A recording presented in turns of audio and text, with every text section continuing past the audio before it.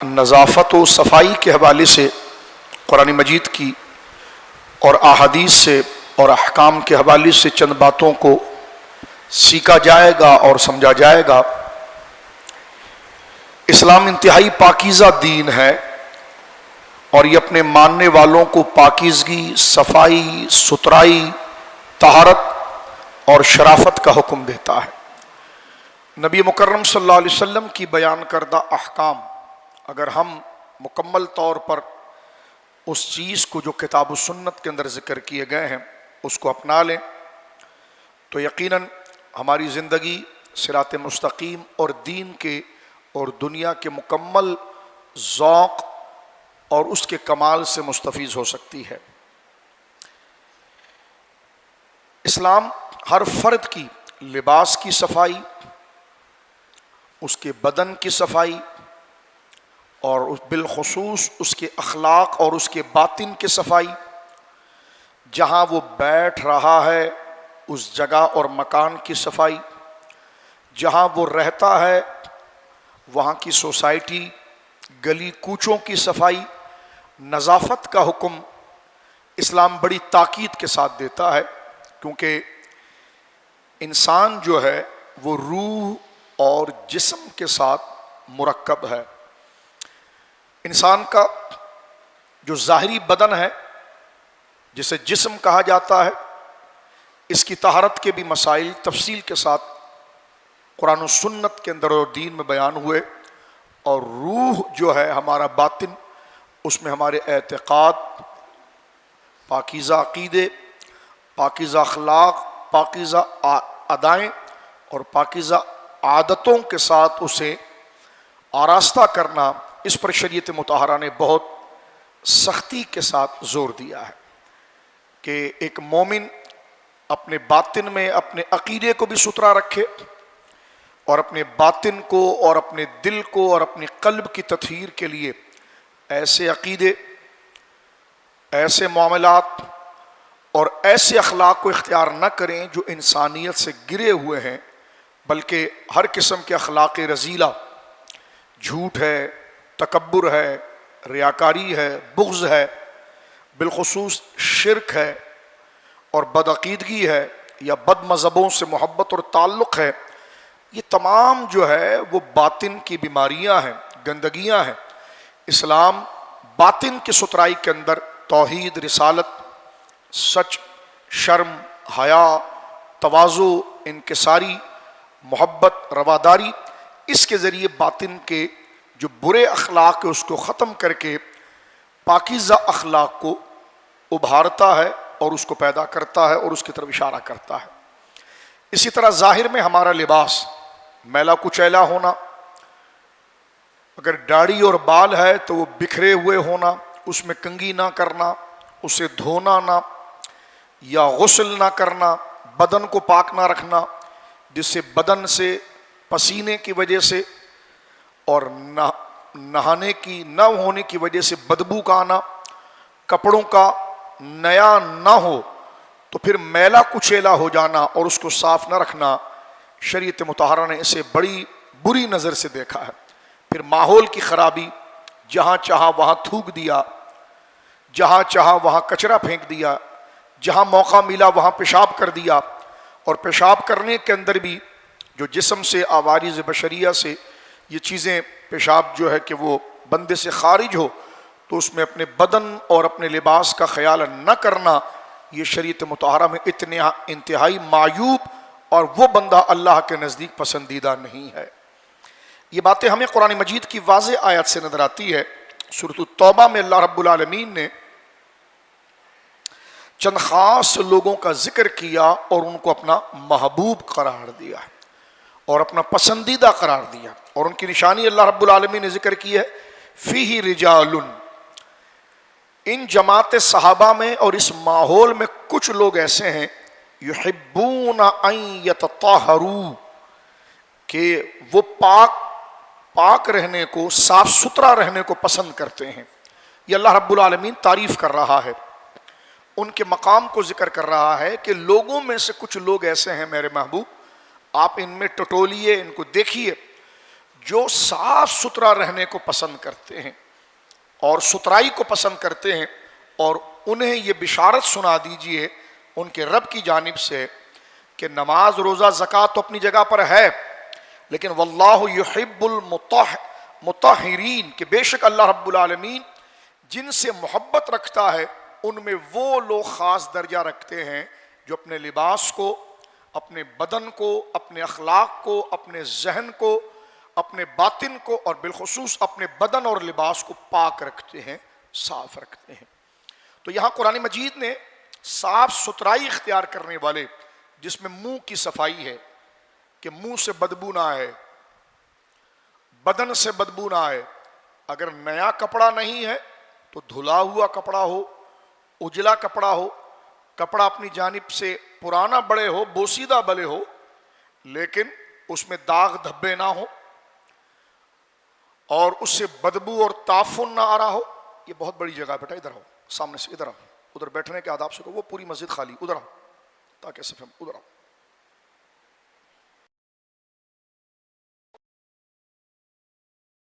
توجہ دیتا ہے۔ اب یہاں پر جو یہ بات ذکر کی گئی کہ واللہ یحب المطہرین، کہ بے شک اللہ رب العالمین جل والا پاکیزگی کو پسند کرنے والوں کو پسند فرماتا ہے، کہ جو صفائی کو پسند کرتے ہیں۔ اللہ اکبر۔ اس امت کی تعریف اللہ نے جو قرآن میں کی ہے وہ اس وجہ سے کی ہے کہ وہ اپنے لباس کو صاف رکھتے ہیں۔ اللہ نے حضور کی امت کی تعریف اس وجہ سے کی ہے کہ وہ اپنے منہ کو صاف رکھتے ہیں، اپنے ذہن اور اپنے دل کو برے وسوسے، برے خیالات اور غلط اخلاق سے پاک رکھتے ہیں، اور خصوصاً اپنے بدن اور لباس کو پاک رکھتے ہیں۔ لیکن آج جہالت کا یہ دور ہے کہ جتنے گندے کپڑے ہوں گے تو ہم کہیں گے یہ اللہ کا ولی ہے۔ گلی کے نکڑ پر کوئی پاگل دیوانہ بیٹھا ہو، اللہ محفوظ فرمائے الحمدللہ الذی عافانی، میلا کچیلا ہو تو ہم کہیں گے یہ پہنچا ہوا ہے بہت زیادہ، جبکہ شریعت مطہرہ نے اس کو پسند ہی نہیں کیا کہ بال بکھرے ہوئے ہیں، منہ سے رال ٹپک رہی ہے، یا منہ میں جو کھا رہا ہے وہ منہ سے گر رہا ہے، کپڑے اس کے میلے کچیلے ہیں۔ حضور نے اور دین نے اس کو قبول نہیں کیا۔ یہاں پر علماء نے بڑے تعجب سے لکھا ہے اور بڑے حسرت و یاس سے لکھا ہے اور افسوس سے لکھا ہے کہ جس امت کی تعریف اللہ نے دیگر امتوں کے مقابلے میں صفائی ستھرائی کی وجہ سے کی تھی، آج یہ امت ہر قسم کی اخلاقی پلیتی اور جسم کی پلیتی اور ناپاکی اور گندگی کے ساتھ آراستہ ہے۔ ظاہر سی بات ہے جب بدن گندا رہے گا تو دماغ بھی گندا ہوگا، کپڑے میلے کچیلے بدبودار رہیں گے تو خیالات کبھی اچھے نہیں آئیں گے، بدن پر خوشبو لگی ہوئی ہو، لباس صاف ستھرا ہو، میں پھر کہہ دوں میں تو غریب ہوں، میرے پاس نیا نہیں ہے تو دھو لو اس کو۔ دین کب کہہ رہا ہے کہ تم نیا کپڑا مارکیٹ سے خرید کے لاؤ؟ کہا صاف ستھرا رکھو، اس میں بدبو نہ آئے۔ ایسا تو ہے نا کہ جسم میں بدبو ہے گرمی کی وجہ تو اس کو دھو لیا، دوسرا پہن لیا، پھر اس کو پہن لیا۔ چلو استری کا اگر انتظام نہیں ہے، پریس کرنے کا انتظام نہیں ہے، اتنا مال نہیں ہے تو دھلا ہوا سادہ کپڑا پہنو۔ شریعت مطہرہ نے اس چیز کو بڑی تفصیل کے ساتھ ذکر کیا ہے۔ اب آئیے یہاں پر اس کے شان نزول کو دیکھتے ہیں جو ابن ماجہ کے اندر یہ حدیث ہے، اور اس آیت کا شان نزول تو تقریباً مفسرین نے اس آیت کے نیچے لکھا ہے، لیکن میں ابن ماجہ کی ایک روایت پیش کرتا ہوں جس میں حضور نے ان صحابہ کو جمع کیا۔ بالخصوص یہ بات کب کی جا رہی ہے؟ جب حضور نے ہجرت فرمائی ہے اور مدینہ منورہ تشریف لائے۔ یہ انصار کا ماحول ہے، اور انصار اہل مدینہ کو کہتے ہیں۔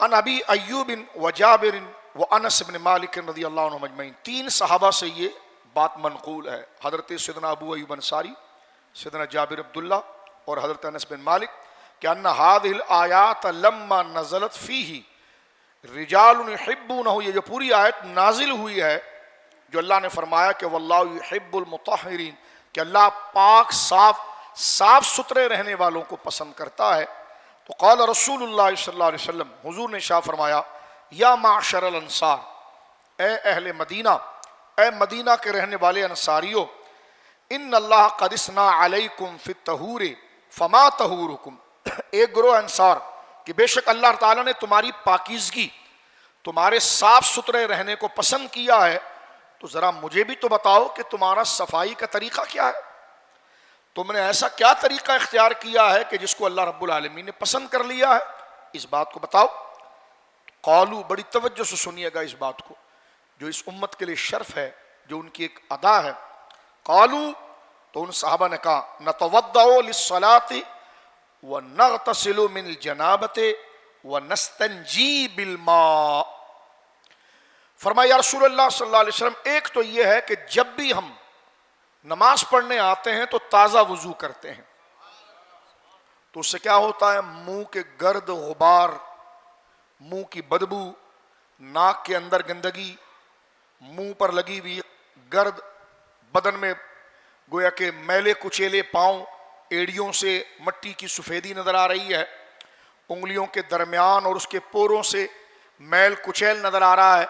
تو یا رسول اللہ، ہم یہ کرتے ہیں کہ ہر نماز میں جب آتے ہیں تو تازہ وضو کرتے ہیں، یعنی فوراً وضو کر لیتے ہیں۔ نتوضأ للصلاۃ، سن لیجیے اس بات کو، نتوضأ للصلاۃ ونغتسل من الجنابۃ، اور جب جنابت ہو جائے، شادی شدہ آدمی ہے، وظیفہ ازواج سے فراغت کے بعد، یا اسے احتلام ہو جائے، اس صورت میں اگلے جمعے انشاءاللہ وہ سارے مسائل ہم لائیں گے۔ اس صورت میں جب جنابت یعنی جب غسل واجب ہو جائے کہ بغیر نہائے وہ بندہ پاک نہیں ہو سکتا، اب گزارا وضو پر نہیں ہے، پانی کے ہوتے ہوئے اب گزارا وضو پر نہیں ہے، اسے غسل کرنا ہوگا، اس کے اپنے شرائط ہیں، فرائض ہیں۔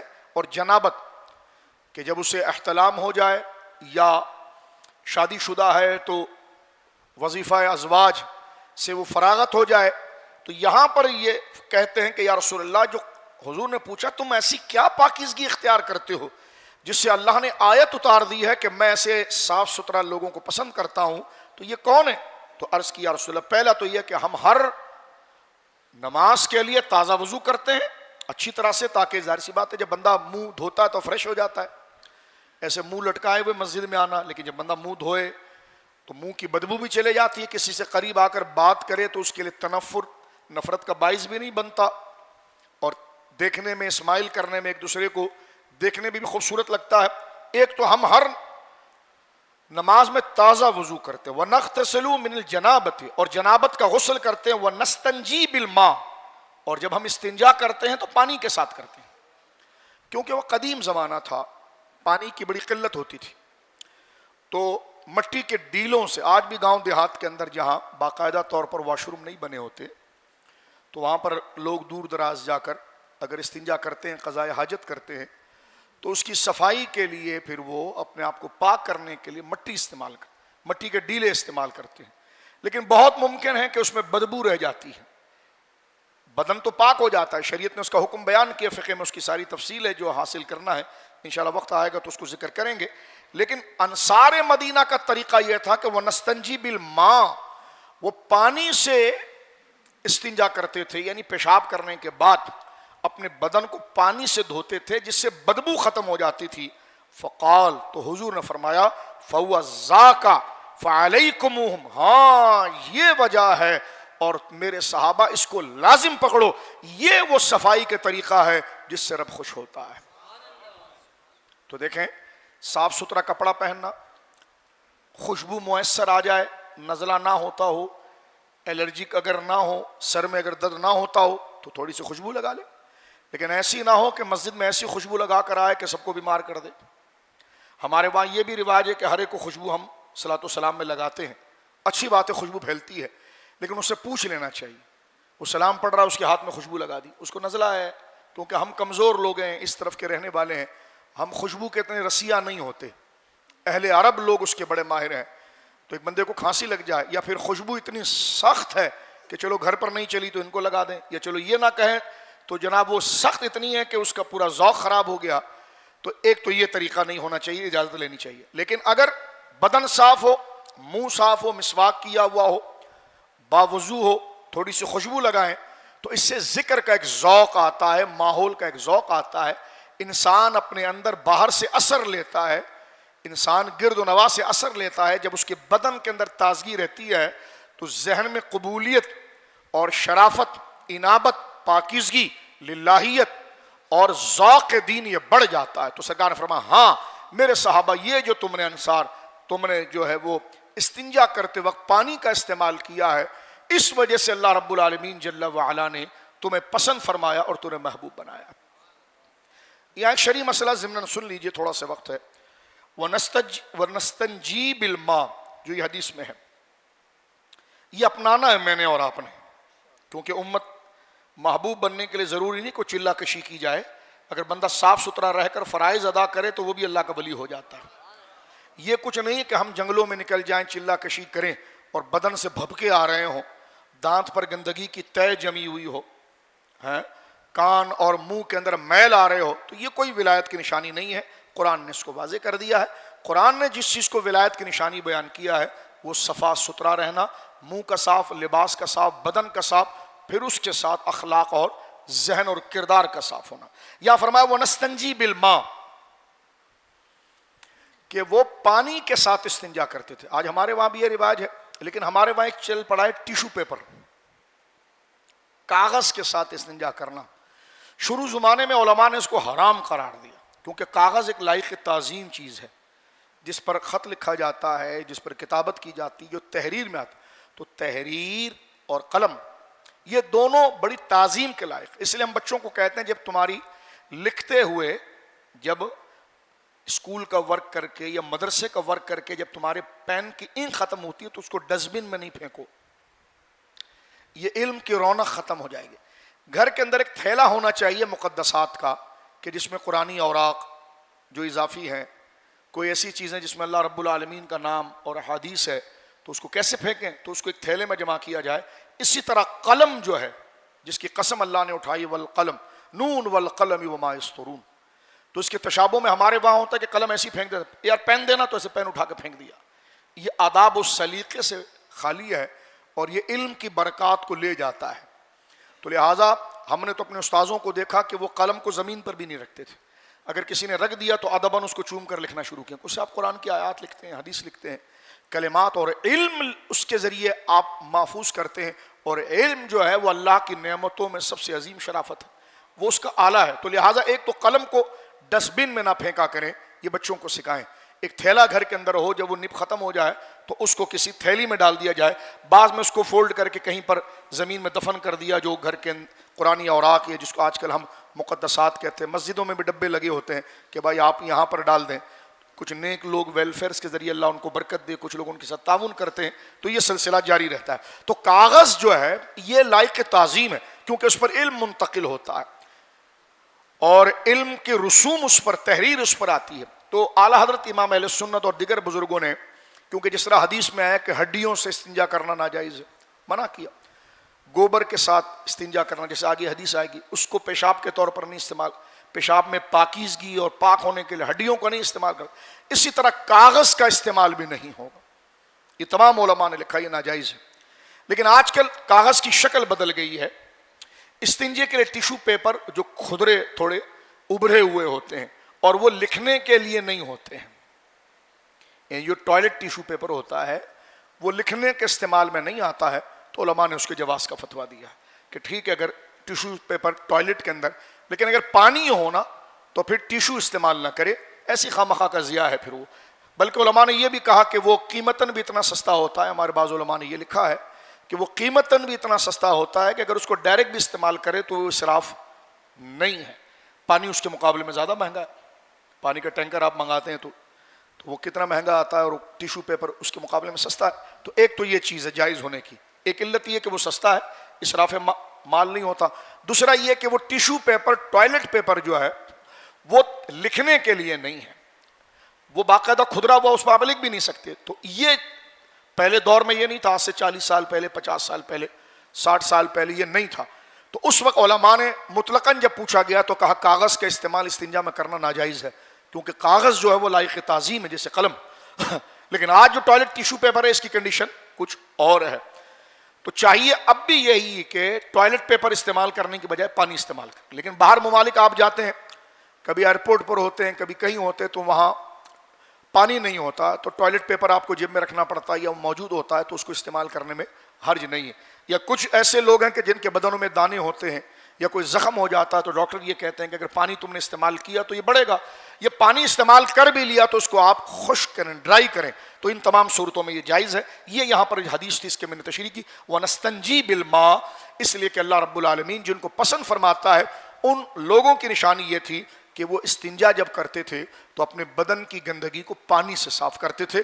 اس کا سینٹرل پوائنٹ اور مرکزی خیال اور مرکزی عقیدہ یہ ہے کہ وہ صاف ستھرا رہنا پسند کرتے تھے، بدبو بدن سے نہ آئے، اس چیز کو پسند کرتے تھے۔ میں تھوڑی سی بات کو آگے بڑھا دینا چاہتا ہوں، وقت مختصر ہے۔ حضرت سعید بن مسیب رضی اللہ تعالی، بڑے جل و قدر تابعی ہیں، مدینہ شریف کے بڑے محدث ہیں، بڑی توجہ سنیں کیا فرماتے ہیں۔ اور یہ حدیث کو بعض علماء نے موقوف بھی کہا ہے، مرفوع بھی کہا ہے۔ موقوف اس روایت کو کہتے ہیں جس کی سند تابعی تک جاتی ہے، صحابی تک جاتی ہے، اور تابعی تک پہنچے گی تو مقطوع ہے، اور رسول اللہ تک ڈائریکٹ پہنچے گی صلی اللہ علیہ وسلم تو مرفوع ہے۔ تو اس کو موقوف، مقطوع، مرفوع تینوں طریقے سے روایت کیا گیا ہے۔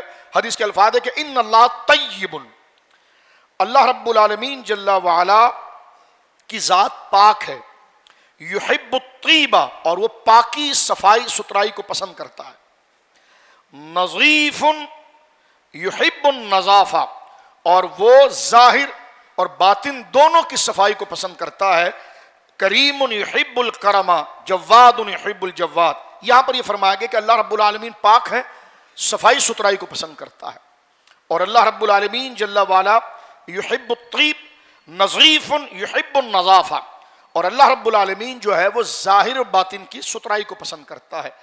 اگر بدن کی صفائی ہو، صرف جیسے لباس پاک ہے، بدن پاک ہے، غسل کر لیا ہے، پاکی ہے، تو اس کو کہتے ہیں طہارت، اور بدن بھی پاک ہے اور ذہن بھی پاک ہے کہ برے اخلاق نہیں، گندگی کا خیال نہیں، گناہ کا خیال نہیں، دل کے اندر بغض، تکبر، کینہ، بڑھاوا یہ نہیں۔ لباس اس نے پہنا ہے لیکن مجمع میں یہ کہہ رہا ہے کہ سب سے حسین میں نظر آؤں اور سارے گھٹیا ہیں، تو یہ کیا ہوا؟ بدن تو پاک ہو گیا، لباس پاک ہوا، لیکن باطن ناپاک رہا کہ اس نے تکبر کیا، برے اخلاق لائے۔ لیکن اگر یہ کہ کپڑا بھی صاف ہے اور باطن بھی مکمل اخلاق کے ساتھ آراستہ ہے تو اس کو نظافت کہتے ہیں۔ تو فرمایا اللہ رب العالمین جس کو پسند کرتا ہے خاص، وہ نظافت والے ہیں کہ جن کا لباس اور کپڑا بھی صاف ستھرا ہوتا ہے اور ان کے اخلاق، عادات، کردار، باطن بھی صاف ستھرا ہوتا ہے۔ گندا رہنا یہ یہودیوں کی عادت تھی، اور یہ کوئی تہمت نہیں ہے۔ آپ اگر اسپین کی تاریخ کو پڑھیں، جب مسلمان تابعین، طارق بن زیاد اور دیگر بزرگ وہاں پر پہنچے تھے، تو یہ تو آپ کالج یونیورسٹی میں پڑھتے رہتے ہیں کہ اسپین پر جب مسلمان پہنچے دور معاویہ رضی اللہ تعالیٰ عنہ اور دیگر بات کے دور میں، تو اس وقت گندا رہنا یہ ان کے مذہب کی علامت تھی۔ یہ تمام تاریخوں میں موجود ہے، کوئی الزام نہیں لگا رہے ہم۔ صاف ستھرا جو رہتا اس کو مار ڈالتے تھے کہ اس نے ہمارا مذہب چھوڑ دیا اور اسلام قبول کر لیا۔ آج ہمارا حال کیا ہے؟ مسلمان جب اسپین پہنچے یورپ میں، حضرت معاویہ کے دور میں قبرص آ چکے تھے، جس کو ہم انگریزی میں سائپرس کہتے ہیں۔ سائپرس جو علاقہ ہے جس کو عربی میں قبرص کہتے ہیں، یہاں پر پہلا قافلہ جو مسلمانوں کا پہنچا وہ حضرت امیر معاویہ کے دور میں پہنچا تھا رضی اللہ، اور ان کے لیے حضور نے بشارت دی تھی کہ ایک ہرے سمندروں پر ایک قافلہ جا رہا ہے اور وہ سارے بخشے ہوئے لوگ ہیں، اور اس قافلے کی کمانڈ جو کی ہے ہرے سمندروں پر یورپ کی طرف جب پہلا قافلہ گیا ہے وہ حضرت امیر معاویہ رضی اللہ تعالیٰ عنہ کے دور خلافت میں گیا تھا۔ مسلمان جب اسپین پہنچے ہیں اور تقریباً 700 سال 800 سال وہاں حکومت کی ہے، تو مسلمانوں نے وہاں پر جگہ جگہ پر، یعنی ہر نکڑ، ہر اسٹاپ پر واش روم بنانا، غسل خانے بنانا، گرینی بنانا، گارڈن بنانا، یہ تمام چیزیں جو بالکل غرق ہو گیا ہم سے۔ آج وہی عادات یہود کی ہمارے سامنے۔ کبھی آپ باہر ملک کا سفر یا شہر کراچی سے اگر آپ ہوائی سفر کریں نا، تو جیسے ایئرپورٹ سے جہاز اڑتا ہے تو آپ نیچے دیکھیں کہ کیسے بنجر علاقہ ہے، ہریالی آپ کو صرف قبرستان میں نظر آئے گی، باقی آپ کو جو زندہ لوگ ہیں ان میں ہریالی نظر نہیں آئے گی۔ مسلمان جب وہاں پر پہنچے تو وہاں پارک بنائے، گرین بیلٹ بنائے روڈوں کے ساتھ، تاکہ ایک بندے کو دیکھ کر دل خوش ہوتا ہے۔ اور یہ عوام نے نہیں ختم کیا، یہ حکومت نے چائنا کٹنگ کی ہے، اس میں عوام کا کوئی خیال نہیں، آپ اس میں کوئی لائق ملامت نہیں، آپ کا قصور نہیں ہے، یہ آپ کے حکمرانوں کا، آپ کی گورنمنٹ کا قصور ہے کہ جن کے ذہن پاک نہیں تھے، وہ گوروں کے اعتبار، جیسا گورا جو ہے وہ نہاتا نہیں، صرف جو خوشبو لگاتا ہے اور سمجھتا ہے کام، اسی طرح ان کے ذہن پاک نہیں ہوئے، کیونکہ یہ پروموٹ ہوتے ہیں نا، وہاں سے آتے ہیں تو ان کا کام ہوتا ہے پھر کھاؤ یہاں سے 5 سال اور پھر جاؤ جہاں کی نیشنلٹی ہے، تو تو جج ہو یا دیگر ہو پھر ادھر ہی پہنچتے ہیں. خدا ان کا بیڑا غرق کرے, اور جو ہیں اللہ ان کو اس ملک کے کام کرنے کی توفیق عطا فرمائے جنہوں نے برباد کر دیا اس شہر کو. تو جب مسلمان وہاں پر پہنچے, جس شہر کو اس ملک کو اپنا سمجھو گے نا تو دل خون کے آنسو روئے گا. چل چلاؤ رکھو گے تو تمہیں کچھ بھی پتہ نہیں چلے گا. مسلمان جب اسپین پہنچے تھے تو وہاں پر رہنا, غسل خانہ, یعنی باقاعدہ تھوڑے تھوڑے فاصلوں پر انسان ہے, قضاء حاجت ہو سکتا, پیشاب اس کو آ رہا ہے, تو باقاعدہ طور پر مسلمانوں نے کچھ میل کے فاصلے پر واش رومز بنائے جاتے تھے تاکہ جو مسافر ہے اس کے لیے اپنی حاجت کو پورا کرنے کے لیے باغات, اور باقاعدہ یورپ کے لوگوں کو صاف ستھرا رہنا یہ مسلمانوں نے سکھایا تھا. آج وہ چیز الٹ ہو گئی ہے. اس پر مجھے اور آپ کو بہت زیادہ شرم آنی چاہیے, اور مجھے اور آپ کو اس بہت زیادہ احساس کرنا چاہیے کہ جو مسلمانوں کی علامت تھی وہ ہم نے چھوڑ دی, اور جس کو قوم کو خدا نے پسند نہیں کیا اس کو اپنایا. اس کی دلیل میں اب حدیث سے پڑھ رہا تھا, اس لیے میں نے آپ کے سامنے تھوڑا سا ایک تاریخی تناظر پیش کیا. یہ روایت میرے سامنے مشکات ہیں. سرکار دو عالم صلی اللہ علیہ وسلم فرماتے ہیں, یہ جس طرح میں نے عرض کیا کہ یہ مقطوع مرفوع اور مرفوع دونوں روایت ہے. قال افنینکم ولا تشبہوا بالیہود, حضور نے فرمایا, اور یہ روایت موجود ہے کہ اپنے گھر کے صحن اور اپنے گھروں کو صاف رکھو اور یہودیوں کی طرح گندگی نہ پھیلاؤ. یہ ضروری نہیں کہ آپ کسی سے قرضہ لے کر گھر کا اندر ماربل ڈالیں, فرش ٹوٹا ہوا بھی ہو, صاف ستھرا ہو تو ماربل سے زیادہ حسن پیدا کرتا ہے. تو ستھرائی اور چیز ہے. اب آپ دیکھیے کہ جناب گھر میں خوبصورت ماربل یا قیمتی ٹائلیں ہوتی ہے لیکن صفائی کا انتظام نہیں ہوتا. اگر واش روم یوز کرے تو بندہ اس کی صلاحیت کو سمجھ لیتا ہے کہ وہ کیا ہے, کچن کا حال کیا ہے, صحن کا حال کیا ہے, اس سے بندے کے اندر کی طبیعت پتہ چلتی. تو رسول کریم نے فرمایا یہ یہود کا طریقہ ہے, اور یہاں پر خاص طور پر یہ فرمایا کہ اپنے افنیاں, اپنے صحنوں کو صاف رکھو. اس کی تھوڑی آگے جا کر تفصیل میرے دوستو دین یہ کرتا ہے کہ اپنی گلیوں کو صاف رکھو. آئیے ہماری گلی میں جس نے پان کھانا ہے اس نے گھر میں تو صحن میں نہیں تھوکنا ہے لیکن اس نے گلی میں تھوک دینا ہے. کچرا اگر چلو اتنا صاف ستھرا ہوا کہ اس نے کچرا گھر کے اندر نہیں پھینکا کہ بیگم اس کے گلے میں آ جائے, تو اس نے اٹھا کر پڑوس کے آگے پھینک دیا. اور ہم سمجھتے یہ کچھ نہیں, یہ بنیادی غلطی ہے. یہ جو چھوٹی سی چیز جس کو میں اور آپ سمجھ رہے ہیں نا, اس سے ہمارے اندر اور باہر کی طہارت اور نفاست ختم ہو جاتی. اس غلطی کی وجہ سے ہمارے نماز کا ذوق بھی جائے گا, کلمے کا ذوق. آپ آزما لیجئے, اس چھوٹے سے ڈسپلن چیز کو اگر ہم نے گرایا, اگر ہم نے اپنی گلی محلے میں آمدن گندگی پھیلائی, آپ کو کلمے کا ذوق چلا جائے گا, آپ کو نماز کا ذوق. زندہ لاش جو میں اور آپ بنے ہوئے ہیں اس میں بہت سی ایسی چیزیں جس کو ہم چھوٹی سمجھتے تھے لیکن وہ ہمارے لیے ضروری ہے. جیسے دیوار بنتی ہے تو اس میں کچھ پیکنگ لگائی جاتی, پیکنگ ضروری نہیں ہوتی لیکن اس دیوار کے لیے کھڑا کرنے کے لیے ضروری ہے. تو یہ وہ مستحبات اور اخلاقیات ہیں, اس کو اگر میں اور آپ اپنی عبادات میں شامل نہیں کریں گے تو لباس صاف ستھرا رہے گا, تمام معاملات رہیں گے لیکن عبادت کا ذوق نہیں رہے گا. تو حضور سید عالم صلی اللہ علیہ وسلم نے اس چیز کو بڑی سختی کے ساتھ منع کیا. یہاں پر میں چند حدیث ذرا جلدی سے پڑھ دیتا ہوں آداب کے لیے, بڑے زندگی کے ساتھ سنیے تاکہ ہم اس پر عمل کریں. میرے سامنے اس وقت مسلم شریف ہے, حدیث نمبر 2018 ہے. عن ابی ہریرہ رضی اللہ عنہ قال قال رسول اللہ صلی اللہ علیہ وسلم اتقوا اللاعنین. بڑی توجہ سے حضور نے فرمایا دھتکارے ہوئے لوگوں سے بچو. کیا فرمایا حضور نے؟ دھتکارے ہوئے لوگوں سے. پسندیدہ لوگ تو آپ نے سن لیے کہ کون تھے, اللہ کے محبوب کون, صاف ستھرا رہنے والے. یہاں حضور فرماتے دھتکارے ہوئے لوگوں سے بچو. قالوا وما اللاعنان, حضور وہ دھتکارے ہوئے لوگ کون ہیں یا رسول اللہ صلی اللہ علیہ وسلم؟ قال الذي يتخلى في طريق الناس او في ظلهم, فرمایا وہ لوگ جو راستے میں پیشاب کرتے ہیں. یہ مسلم شریف کی حدیث. اللہ میرے اور آپ کے حال پر رحم. ان کو نبی پاک نے دھتکارا ہوا کہا ہے. راستے میں جا رہے ہیں, کسی کی دیوار کے آگے بیٹھ گئے جناب, سب کے سامنے اپنے بدن سے کپڑا دور کیا اور پیشاب کر لیا. تو حضور نے فرمایا دھتکارا ہوا آدمی وہ ہے جو راستے میں پیشاب کرتا ہے, او ظلہم, یا کہیں پر آج کل ہمارے وہاں دیواروں کے ساتھ بینچز لگے ہوتے ہیں کہ کوئی بزرگ بڑی عمر کے گزر رہے ہیں وہ بیٹھ جائیں, شام کے وقت مائیں بیٹیاں بہنیں آئیں بچے آئیں وہ اگر گھوم رہے ہوں تو وہ بیٹھ جائیں. ایک تو یہ جگہ. دوسرا یہ کہ ایسا گھنا درخت ہے جس کے نیچے لوگ بیٹھتے ہیں. تو حضور نے فرمایا سائے میں پیشاب کرنے والا, لوگوں کی بیٹھنے کی جگہ پر سائے میں پیشاب کرنے والا اور راستے میں پیشاب کرنے والا, یہ دھتکارا ہوا ہے.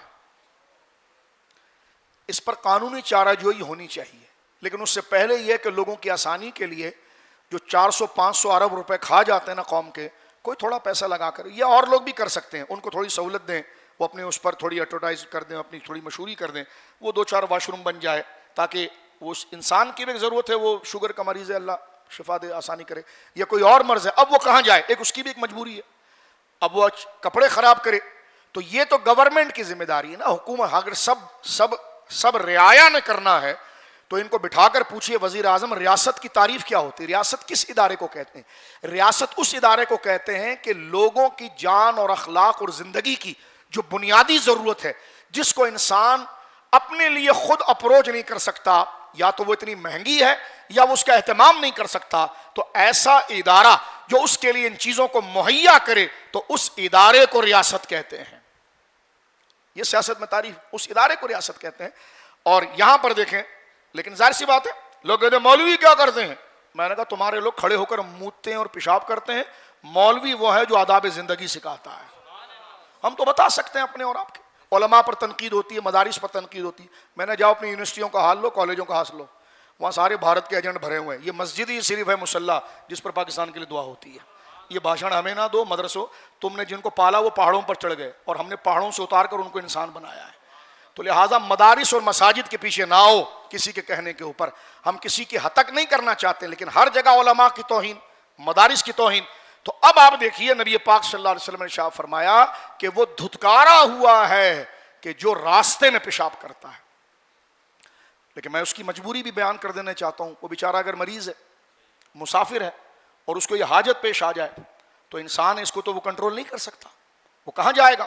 تو یہ گورنمنٹ کی ذمہ داری ہے، حکومت کی ذمہ داری۔ 100 گاڑیوں کے پروٹوکول لے کر جاتے ہو، حساب دے پاؤ گے خدا کو؟ 27ویں ترمیم، 26ویں ترمیم، اربوں روپے لگائے اس پروگرام پر اور لیا آپ کے جیب سے، وہ کیا ہوگا؟ ابھی روڈ بنانے کا کام ڈیلے ہو گیا، کیوں؟ بجٹ نہیں، بجٹ کہاں تھا؟ وہ حرام خوری میں چلا گیا۔ یہ بات سنیں آپ ذرا، حدیث پاک سنیے یہاں پر، اور بات کو ہم ختم کر دیتے ہیں۔ رسول کریم کی حیا، روڑوں پر پیشاب کرتے وقت ایک بندہ اپنا ستر کھولتا ہے، یا ستر اگر اس کا ستر نظر نہیں آتا، بدن نظر نہیں آتا، تو پتا تو چل رہا ہے نا کہ پیشاب کر رہا ہے۔ یا ہمارے وہاں بعض لوگوں کی عادت یہ ہے کہ گھر میں بھی اگر پیشاب کریں گے نا تو آدھا دروازہ کھلا ہوگا اور دروازے کے گیٹ پر بیٹھ کے پیشاب کر رہے ہیں، جیسا مسافر خانوں میں، ہوٹلوں میں۔ تو رسول کریم کی عادت مبارکہ کیا تھی؟ کیونکہ اللہ صاف ستھرائی والوں کو پسند کرتا ہے۔ جابر بن عبداللہ رضی اللہ عنہ کہتے ہیں کان النبی اذا اراد البرازہ، حضور سید عالم جب پیشاب فرمانے کے لیے جاتے اور بولو براز کے لیے، حاجت کے لیے کا ارادہ فرماتے تو فرما انطلق حتی لا یراء احد، اتنے دور جاتے تھے کہ کسی انسان کی نظر نہ پڑے۔ اللہم صلی علی سیدنا مولانا محمد، اتنے دور جاتے تھے کہ کسی انسان کی نظر نہ پڑے۔ تو اس لیے واش روم کا گیٹ ہونا، چاروں طرف ہونا، تو دو چیزیں ہیں سڑک پر پیشاب کرنے کی، ایک تو بندہ نظر آ رہا ہے، اور ہمارے آقا کی سنت یہ کہ انتہائی شرم کی بات ہے، یہ انتہائی گویا کہ شرم و حیا کی بات ہے۔ تو حدیث میں آتا ہے کہ جناب رسول جن کا بول و براز پاک ہے، آپ جناب سید عالم صلی اللہ علیہ وسلم کی عادت یہ ہے کہ جب بول و براز شریف کے لیے آپ تشریف لے جاتے پیشاب کے لیے، تو حدیث میں کہ اتنے دور چلے جاتے تھے کہ بندہ آپ کو دیکھ ہی نہیں پاتا تھا، اور فرمایا ایک تو یہ ادا میرے اور آپ کے آقا کی اللہ میں اپنانے کی توفیق دے، اور دوسرا یہ ہے کہ آپ جو ہے آپ نے فرمایا وہ شخص جو سڑک پر بیٹھے یا لوگوں کے بیٹھنے والی سائے کی جگہ پر پیشاب کرے، یا سڑک پر کرے یا سائے والی جگہ پر، پھلدار درخت ہے اس کے نیچے پیشاب کر دیا۔ اب کوئی لوگ بیٹھتے تھے، فرمایا وہ دھتکارا ہوا ہے۔ آخری روایت سنیے، یہ اسلام کا تہذیب ہے، یہ نظام ہے۔ گورا کیا فیملی لائف دے گا، اس کو مینرز کہاں آتے ہیں؟ یہ اسلام ہے۔ آپ دیکھیے اس وقت اگر ہم ان احادیث کو یاد رکھ کر اگر اس بات پر عمل کریں تو دوہرا فائدہ ہے۔ ایک تو ہم نے غسل کیا، ہم نے منہ کو صاف کیا، ہم نے بدن کو صاف کیا، کپڑے کو صاف کیا، یہ تو ظاہری پاکی ہے۔ دوسرا یہ کہ میں نے حدیث سنا تھا، تو یہ آخرت کا ثواب بھی ہے۔ دونوں چیزیں میرے بھائیوں بزرگوں ہم لوگوں، حدیث ختم ہوتی ہے، لوگ جس طرح کہ ابھی بعض سیکولر قسم کے لوگ جن کو کچھ آتا جو ان کا چلتا ہے، یہ دیکھو کیا بات ہے جمعے کے دن کر رہے ہیں۔ یہی سوال یہودیوں نے سلمان فارسی سے کیا تھا، تمہارا دین عجیب ہے، تمہارا نبی تم کو استنجا کرنا بھی سکھاتا ہے، یہ تانا دیا تھا۔ توجہ ہے آپ؟ تمہارا نبی تمہیں استنجا کرنا سکھاتا ہے؟ تو سلمان فارسی نے کیا جواب دیا، ذرا جواب سنیے. یہ میرے سامنے مسلم شریف ہے، حدیث نمبر 606. ان سلمان قال نہا رسول اللہ ان نستقبل القبلۃ للغائط. یہ دوسری حدیث میں آپ کے سامنے عرض کرتا ہوں کہ جس میں یہود نے باقاعدہ تانا دیا حضرت سلمان فارسی رضی اللہ تعالیٰ عنہ کو کہ تمہارے نبی جو ہیں وہ تمہیں استنجا تک کے طریقے سکھاتے ہیں. فرمایا ہاں، ہمارے دین کی خوبی ہے اور ہمارا کمال یہ ہے کہ جو انسان کی ہر ضرورت ہے ہمارے نبی اس کو سکھاتے ہیں اس چیز کی طرف. اور یہاں پر سرکار دو عالم صلی اللہ علیہ وسلم نے 3 نصیحتیں اور فرمائی ہیں، اس کو سن لیجئے. فرما نہا رسول اللہ صلی اللہ علیہ وسلم ان نستقبل القبلۃ للغائط. فرما بندہ جب پیشاب کرنے جائے تو قبلے کی طرف نہ پیٹ کرے نہ منہ کرے. یہ قبلے کا احترام ہے، نہ قبلے کی طرف پیٹ کرے نہ منہ کرے. اور یہ دونوں حکم ہیں، چاہے میدان میں ہو. بعض کا یہ کہنا کہ بندہ اگر واش روم کے اندر آ جائے تو دیواریں تو بند ہو گئی ہیں تو وہاں پر وہ کر سکتا ہے، لیکن نہیں. امام اعظم و حنیفہ رحمہ اللہ کے پاس سے یہ حدیث، وقت ختم ہو رہا ہے ورنہ میں پڑھتا. حدیثیں دونوں موجود ہیں کہ چاہے میدان میں کھلی جگہ پر وہ پیشاب کر رہا ہو یا بند کمرے نما جگہ میں وہ پیشاب کر رہا ہو، دونوں صورتوں کے اندر احترام قبلہ کے اندر وہ قبلے کی طرف منہ نہ کرے، بلکہ سرکار نے فرمایا شرقوا وغربوا، بلکہ دائیں بائیں وہ ہو جائے ادھر نہ کرے. تو لہذا اپنے گھر کے واش رومز کو یہ دیکھنا چاہیے کہ وہ کمبوڈ یا WC جو بنا ہوا ہے اس کا رخ جو ہے وہ قبلے کی جانب نہ ہو. یہ احترام قبلہ کے اندر انتہائی لازم ہے. یہ حضور فرمایا کہ نہانا رسول اللہ ان نستقبل القبلۃ، حضور نے ہمیں منع کیا ہے کہ قبلے کی طرف پیشاب نہ کرنا. لغائط او بول، بڑا پیشاب یا چھوٹا پیشاب. ونستنجی بالیمین، اور دائیں ہاتھ سے استنجا کرنا، اس سے حضور نے منع کیا. دائیں ہاتھ شرمگاہ پر نہ لگایا جائے. کتنا پیارا دین ہے، دیکھیں اس سے آپ لوگوں سے ملتے ہیں، مصافحہ کرتے ہیں، دائیں چیز، یہ سرکار نے منع فرمایا. دائیں ہاتھ سے استنجا نہیں ہوگا کہ شاید کوئی مضر چیز. دیکھو باپ اپنے بچے کو ایسا نہیں سمجھاتا جیسے جناب رسول اللہ نے اپنی امت کو ایک ایک چیز سمجھائی. فرما پھلدار درخت کے نیچے پیشاب نہیں کرنا اور سڑک کے نیچے پیشاب نہیں کرنا، جہاں لوگ سائے میں بیٹھتے ہیں وہاں پیشاب نہیں کرنا. اور جب تم پیشاب کرو تو اس نے تنہائی کے اندر چلے جاؤ کہ کسی کی نظر تم پر نہ پڑے. قبلے کی طرف منہ کر کے یا پیٹ کر کے پیشاب نہ کرنا. دائیں ہاتھ سے پیشاب نہ کرنا. اور راستے میں اگر تم کہیں پیشاب کر رہے ہو تو پھر اگر تمہیں وہاں پر کوئی جوہر سوراخ نظر آئے تو وہاں پیشاب نہ کرنا، شاید کوئی مضر چیز ہو وہ تمہیں شدید نقصان پہنچا دے. دیکھو کہاں تک جا کر جناب رسول اللہ نے ایک امتی کی اصلاح فرمائی ہے. اور فرمایا اذا دخل الخلاء یقول اللہم انی اعوذ بک من الخبث والخبائث.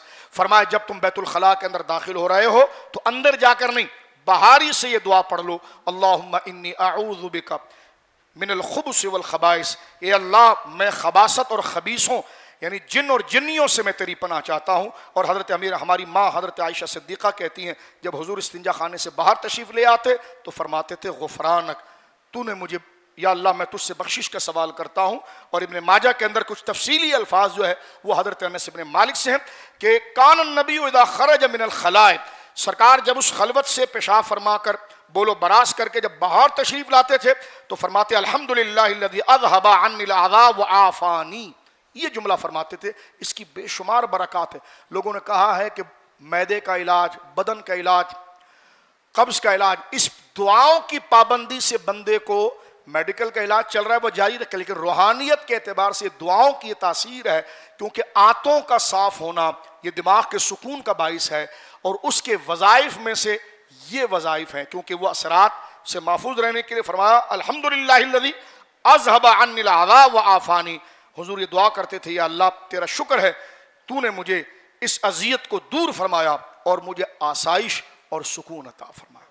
تو یقیناً اللہ رب العالمین جل والا صاف ستھرا رہنے والوں کو پسند فرماتا ہے.